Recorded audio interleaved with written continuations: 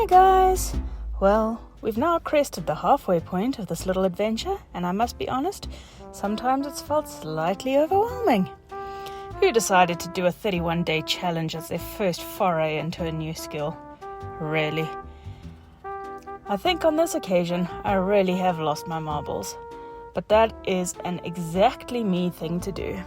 I know that if I don't jump into something new and exciting by committing to a massive project, I'll never do anything with it. Sorry, I waffled on there a bit.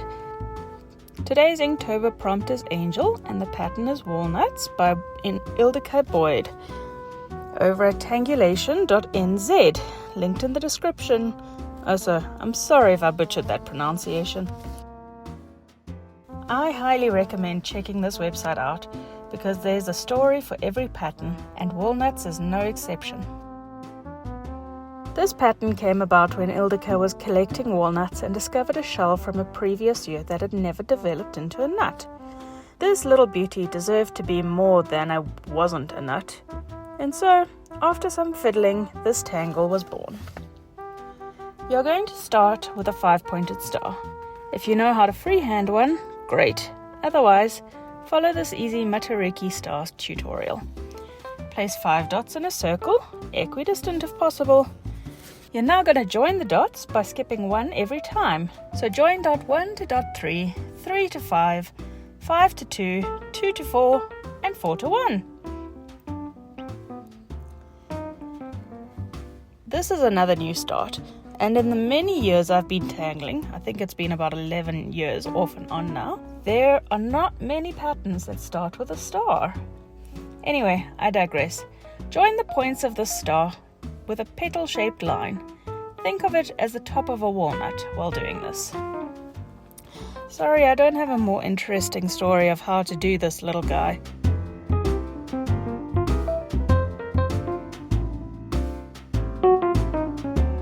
Let's show it some extra love by adding a big old heart in each petal, but spread the butt cheeks. Today I'm going to go into the basics of tangling while playing with my lovely little walnuts. When you're creating a tangle from scratch and staring at a blank piece of paper, it can be intimidating. These steps are created to help you face the big white void. The first step is dots. Start by placing a pencil dot in each corner. They don't have to be equal and they don't have to be equidistant to the corners, and they most certainly do not have to be in the same place. Next, you're going to join your dots to create your tangle canvas. Like all art, this is just a guideline, and actually breaking out of this border can make the piece look more dynamic. The second step is a string. You're still working in pencil here, and this forms the guideline to break up the terrifying blank space. It also helps to organize your tangles.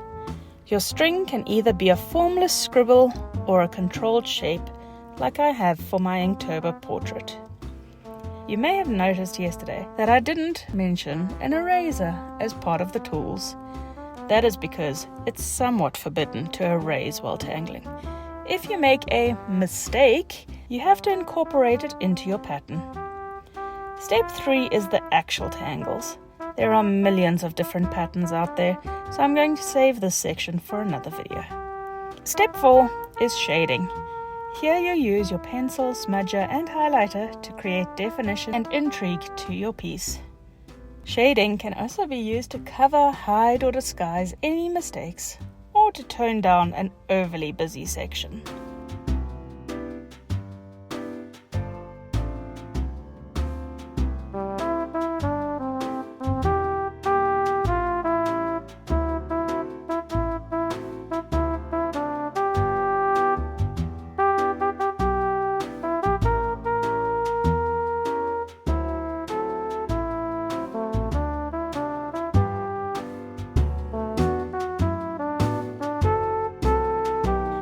Bear in mind that I'm not a certified Zentagling teacher. I just dabble. Dabble is a cool word. Let's make it the comment prompt for the day. Come back tomorrow for a stringy little fellow.